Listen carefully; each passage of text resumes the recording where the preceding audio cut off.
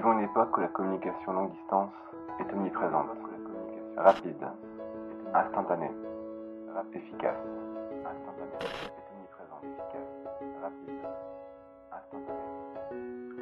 Communiquer est devenu facile, évident, intuitif,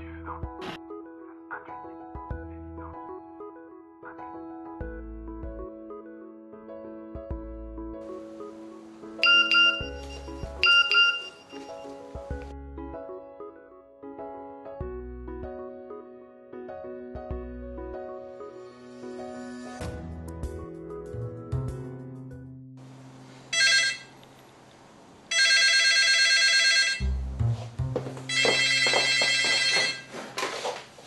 Allô? Oui. Oui. Et on se voit tout à l'heure.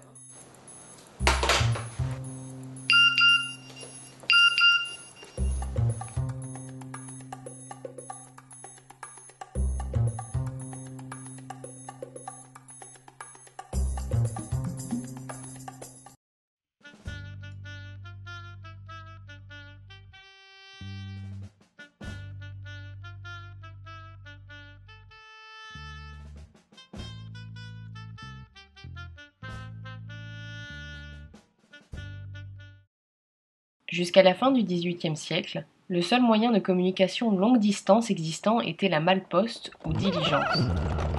Les trajets étaient longs. À titre d'exemple, 6 jours étaient nécessaires pour joindre Paris à Lyon.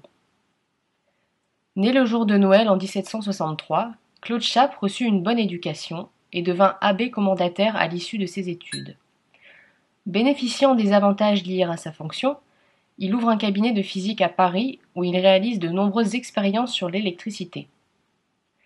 La Révolution française de 1789 sonna le glas du clergé et Chappe, désormais sans emploi, retourna à Brulon, dans son village d'origine.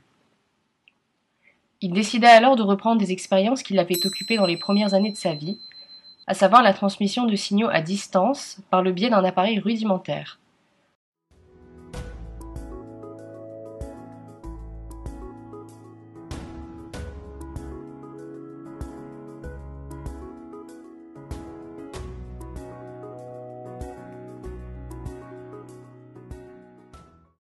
C'est finalement en 1791 que Claude Chappe révolutionne les modes de communication de l'époque en présentant le premier télégraphe aérien, qui démontra son efficacité lors d'un essai entre Brulon et Percé, 2 localités distantes de 15 km. Son modèle fut perfectionné jusqu'en 1792.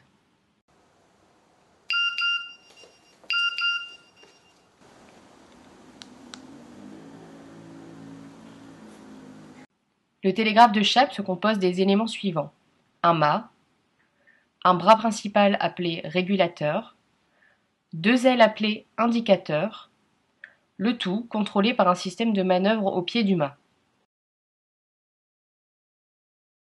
Chaque indicateur peut prendre 7 positions par rapport au régulateur, qui peut lui en prendre 2, ce qui nous fait un total de 98 positions possibles.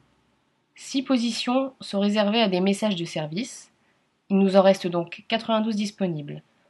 En utilisant 2 signaux par mot, on obtient un total de 8464 mots de vocabulaire utilisables. Pour fonctionner, un télégraphe de Chappe doit tout d'abord être en hauteur, sur une tour, sur une église, sur le Louvre.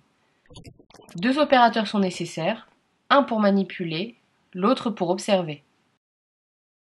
Le 12 juillet 1793, Claude Chappe démontre l'efficacité de son télégraphe à la République. Un essai est réalisé sur une distance de 35 km entre Ménilmontant et Saint-Martin-du-Tertre. L'essai est un succès et rapidement une conversation s'effectue entre les 2 localités.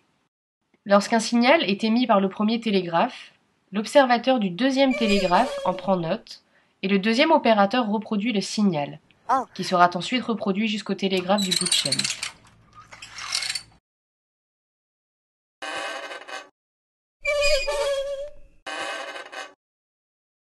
La qualité de service du télégraphe était cependant loin d'être idéale. Nécessitant une bonne visibilité, la transmission était impossible la nuit ou par temps couvert.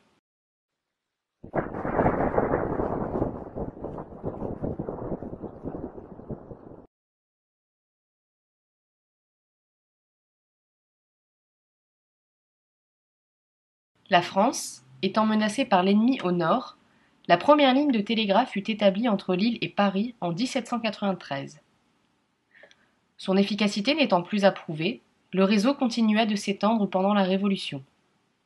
Il s'étend encore pendant l'Empire, puis pendant la Restauration, et ce jusqu'en 1854, année où il dut céder sa place au télégraphe électrique.